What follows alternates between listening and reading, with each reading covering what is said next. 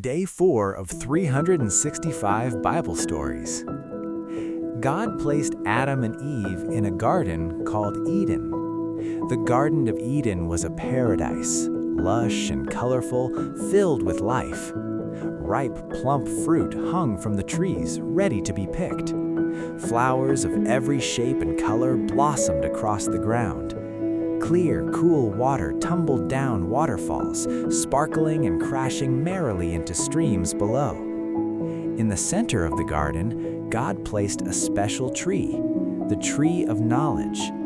The fruit from this tree held a powerful gift, the ability to know the difference between right and wrong. God told Adam and Eve, "You may eat the fruit from any tree in the garden, except for the fruit from this tree. If you eat from it, you can no longer live in this beautiful garden." And so, Adam and Eve began their life in Eden, surrounded by abundance, beauty, and the guidance of God.